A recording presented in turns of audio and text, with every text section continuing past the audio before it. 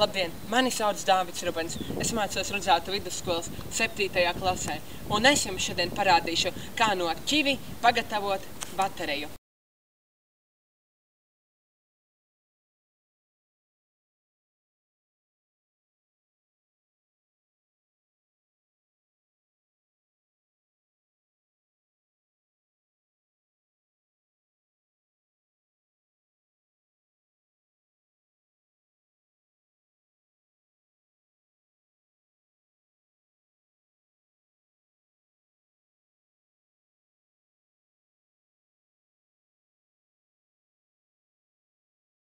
Tātad redzam, ka mums ir izveidota ķivi baterija no 4 ķivī, kas kopā dod 3,5 voltus, kas spēj iedarbināt vienu LED spuldzīti. Tūlīt pārbaudīsim to.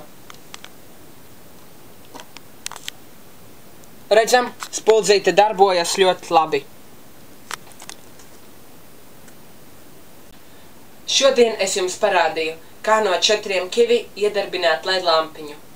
Un varbūt mūsu nākotnē visa elektrotehnika darbosies ar augļu un dārziņu saražoto elektrību. Un varbūt arī šī spuldze kādreiz tiks darbināta no ķivi.